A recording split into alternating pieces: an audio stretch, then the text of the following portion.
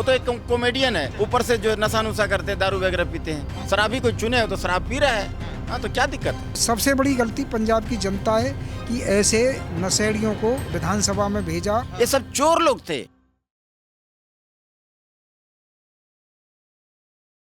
नमस्कार, आप देख रहे हैं ओ न्यूज़ हिंदी और मैं हूं आपके साथ शिवांश मिश्रा। इस वक्त हम मौजूद हैं दिल्ली में और खबर है पंजाब के मुख्यमंत्री भगवंत मान जी ने जो ये कृत्य किया है, लोकतंत्र के मंदिर में नशे में धुत होकर आए और अपना स्पीच दिया। आए दिन ऐसी घटनाएं आती रहती हैं। कभी हम देखेंगे कि विपक्षी दलों में बिहार के लोकतंत्र के मंदिर में कभी तेजस्वी जी आ जाएंगे, आज भगवंत मान जी आए हैं। ये पहला कोई मामला नहीं है। तो ऐसे मामले ऐसे जगहों पे जो लोग खुद वादा करते हो जनता से या ये कहकर सत्ता में आते हो कि हम नशा मुक्त बनाएंगे प्रदेश को, वो खुद अगर नशे में धुत होकर आएंगे तो ये देश उसको स्वीकार करेगा। सर क्या नाम होगा? इंद्रदेव जी, देश स्वीकार करेगा लोकतंत्र के मंदिर में जो लोग खुद कहते हो कि हम नशा मुक्त करेंगे, वो नशे में होकर आएंगे? तो देखिए, नशा उनका आज नया थोड़ी है, तो शुरू से नशेड़ी हैं। हाँ। तो पब्लिक का गलती है कि उनको चुन करके भेजा है। अच्छा। पब्लिक चुना क्यों उनको? जब जान रहा है कि नशेड़ी है, हाँ। उत्पाती है, बदमाश है, हाँ। तो उसको पब्लिक को न सिलेक्ट नहीं करना चाहिए। अच्छे नेता को चुनो ना। तो दाढ़ी है, दाढ़ी में भी कैंची लगा हुआ है। अच्छा। केस भी नहीं है उसका, वो तो एक कॉमेडियन है। अच्छा। ऊपर से जो नशा नुशा करते हैं, दारू वगैरह पीते हैं। हाँ, हाँ। तो कहाँ पब्लिक उनको चुन के भेजा ना भैया। हाँ। तो पब्लिक का गलती है। पब्लिक की गलती है। सुपर सीएम, पंजाब के सुपर सीएम जो दिल्ली में सीएम थे, वो भी लिख कर के इसमें ही जाते हैं अंदर। तो ये क्या इनका कुछ? देखिए, यहाँ से वो भगाया गया, यहाँ से भगा दिया उसको, और वहाँ जा कर के सुपर सीएम बने हुए थे। वहाँ से भी पत्ता साफ हो गया है।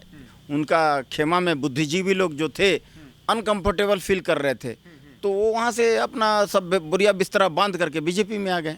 हाँ, तो भैया यहाँ नहीं समझ में आ रहा। अब गोबर के पास खड़ा रहिएगा तो बदबू आएगा ना। तो वैसे ही गंदे लोगों के पास, चोर उचक्के के पास खड़े रहिएगा तो आपको भी चोरे बोलेगा लोग। आप ब्राह्मण के साथ रहिएगा तो ब्राह्मण बोलेगा।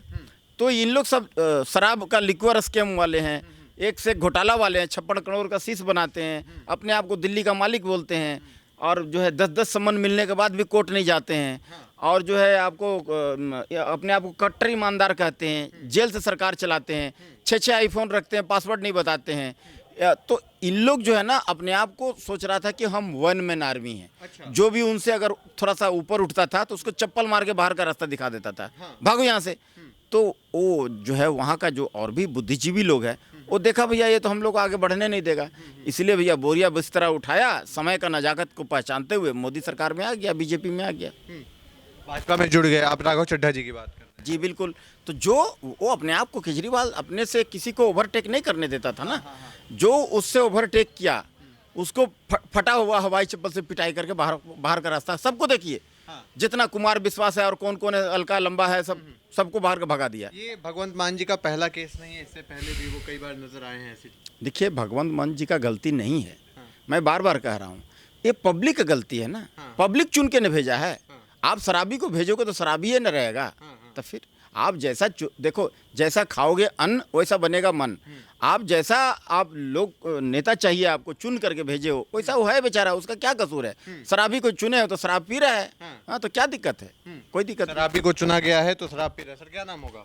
नाम भूदेव है जी। भूदेव जी, जी। जनता स्वीकार करेगी लोकतंत्र के मंदिर में अगर नशेड़ी घुसेंगे तो? देखो, वो तो सच्चाई है कि लोकतंत्र में होना नहीं चाहिए कि नशेड़ी हमारी संसद में पहुँचे, हमारी विधानसभा में पहुँचे। दुर्भाग्य तो जनता का है कि जनता जब संसद में भी पहुँचे थे तो ये वहाँ पर भी शराब पीते थे और नशा में ही आते थे। जब कई बार उनको टोका टाकी भी करी लोकसभा अध्यक्ष ने कि आप शराब पीते हो, वो तब भी नहीं माने थे। तो अब ये जानते हुए अच्छी तरह से कि ये बहुत बड़े शराबी कॉमेडियन हैं, तो इनको हमें न तो संसद में भेजना चाहिए ना विधानसभा में। परंतु पंजाब की जनता की महागलती है कि पंजाब की जनता ने उनको फिर वोट दिया और इतना भारी बहुमत दिया कि आज तक मुझे लगता है कि पंजाब की जनता ने किसी को भी इतना बड़ा बहुमत नहीं दिया। तो सबसे बड़ी गलती पंजाब की जनता है कि ऐसे नशेड़ियों को उसने विधानसभा में भेजा और इससे पहले उसने जो लोकसभा में भेजा। देखो, आम आदमी पार्टी के जो अपने को बहुत ईमानदार सत्यनिष्ठावादी कहते थे, हाँ तो वो बेईमानी थे, इसमें तो कोई संदेह नहीं है। अगर सत्यनिष्ठावादी होते तो पहले से ही वो जो उन्होंने दिल्ली की जनता को वचन दिया था कि मैं एक सिंपल कार में चलूँगा, नहीं चले, तो मैं एक सिंपल 2 कमरे के मकान में रहूँगा, उसमें भी वो नहीं रहे। उन्होंने जो दिल्ली की जनता से वादे किए थे उसके खिलाफ ही काम किया, तो उन पर तो दिल्ली की जनता ने सबक सिखाया उनको कि हम अब आपको नहीं चुनेंगे, आपने जो हमसे बोला उसके खिलाफ आपने काम किया, बुरी तरह हराया केजरीवाल जी को। तो ये अब पंजाब की जनता के ऊपर निर्भर करता है कि आने वाले चुनाव में वो आम आदमी पार्टी को कैसा सबक सिखाते हैं। कहीं ना कहीं आम आदमी पार्टी की गलती है क्या, जो हर जगह से उनका शराब घोटाला हुआ, चाहे उनके सीएम अगर पीते हुए पकड़े जाते हैं, तो ये कहीं ना कहीं पूरी आम आदमी पार्टी ही वैसी है? देखिए, आम आदमी पार्टी का वजूद ख़त्म हो चुका है। ये आया ही था बेईमानी चोरी करने, ठगी मारने, लोगों को गुमराह करने, झूठ बोल करके सत्ता में आया था। इनका एक ही उद्देश्य था, चंदा सबको देना पड़ेगा। अच्छा। ये सब चंदा खोर थे। ये सब कुर्सी चेयर तक जो है ना एमएलए ऑफिस से चोरी करके ले गए हैं।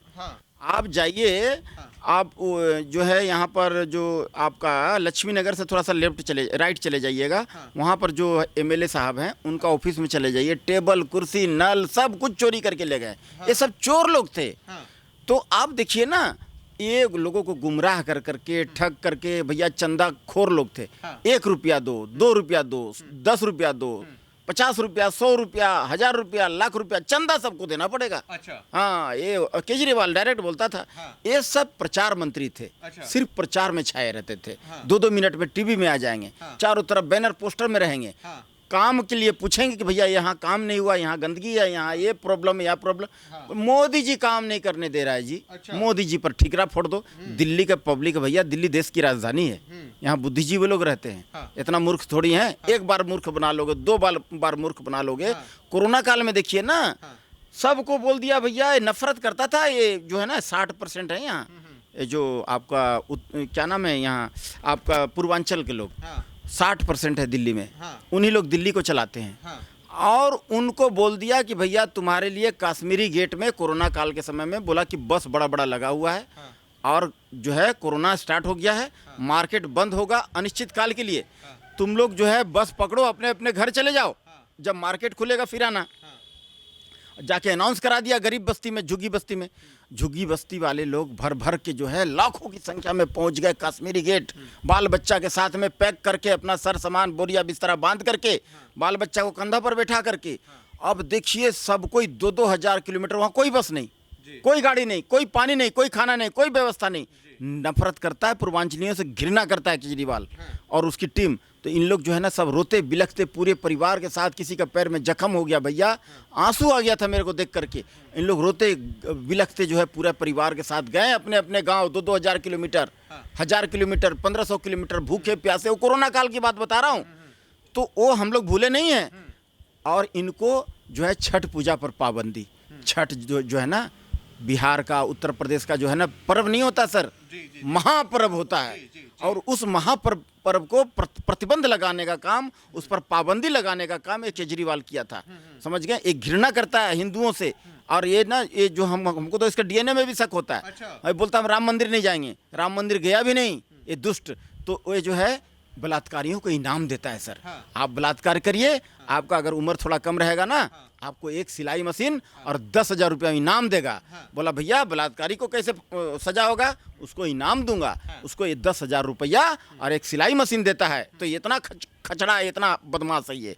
तो इसको कान पकड़ के दिल्ली से इस ऐसा गंध को फेंक दिया दिल्ली से बाहर। दिल्ली के लोग बुद्धिजीवी हैं भैया, कितना दिन तक मूर्ख बना लोगे? झूठ बोलने का ये तो लिमिट होता है मेरे भाई, तो फिर कितना झूठ बोलोगे? ये कौन सी विक्ट्री मना रहे हैं ये देखिए एक बार, ये गुजरात में कुछ दिखा रहे हैं कि गुजरात भैया ये नरेंद्र मोदी साहब का गढ़ है। वहाँ पर ये सेंधमारी कर लेगा। 500 सीट कुछ दिखा रहे हैं। अरे जितना भी जो भी दिखा दे उसको मिलेगा। क्या बोले हम, बाबा जी का ये मिलेगा, समझ जाइए। वहाँ कुछ नहीं होने वाला है। गुजरात में जो है ना, जा करके आप देखिए, वहाँ एयरपोर्ट जैसा है, वहाँ रेलवे स्टेशन, बस स्टैंड देखने में लगेगा कौन सा एयरपोर्ट में आ गए। इतनी सुविधा हर जगह, पानी का, लाइट का, रोड का और सिक्योरिटी का। 1-1 किलो सोना, 1-1 किलो सोना वहाँ का युवती लोग पहन करके 2 बजे रात को घूमती है नवरात्रा में। आप जाके देखिए वहाँ सिक्योरिटी सिस्टम, अरे मजाल है, कोई छू दे उसको, कोई छेड़ दे, अरे महाराज गुजरात है भैया, पैसे वाला का शहर है वो गुजरात।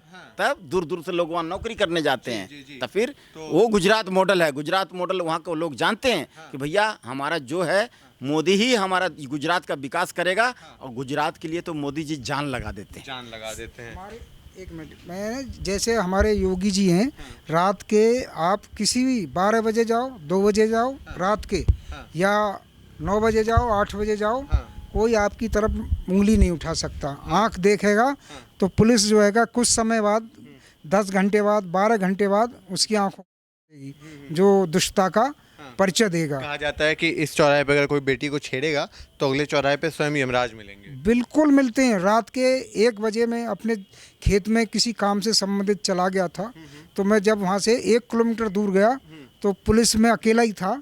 जब मुझे खुद पुलिस ने जो है रास्ते में रोक लिया, बोले कहाँ जा रहे हो, तो मैंने कहा अपने खेत में जा रहा हूँ। तो 5 पुलिस वाले थे, तो उन्होंने पहले तो पूछताछ करी, फिर वो पूरा वो लिया, तलाशी ली, तो कुछ था ही नहीं, हो तो किसान के बेटा हम तो बोले अब कोई खतरा हो किसी प्रकार का तो ये हमारा नंबर है, आप एक बार फ़ोन मिस कॉल भी चली गई तब भी हम आपको ट्रैक कर लेंगे। सुरक्षा की ये पूरी गारंटी है कि आप दिन में रात में कभी भी घूमो, आपकी तरफ कोई आंख उठाने वाला नहीं होगा। और पहले अखिलेश के टाइम में या मुलायम सिंह के टाइम में ये हालत थी कि यदि आप 7 बजे भी अपने घर आने की कोशिश करते थे तो वहाँ पर बीच रास्ते में लूट लिए जाते थे। जी, और आज ये जेवर एयरपोर्ट में रहने वाला हुई हूँ, जेवर एयरपोर्ट के पास का ही। आज वहाँ पर मेडिकल डिवाइस पार्क है, इतना बड़ा है, फिल्म सिटी है, और एशिया का सबसे बड़ा एयरपोर्ट है। इतनी तरक्की की है कि हम तो कभी सोच भी नहीं सकते थे कि इतनी अच्छी अच्छी सड़कें बनेंगी यूपी में, इतनी कनेक्टिविटी होगी।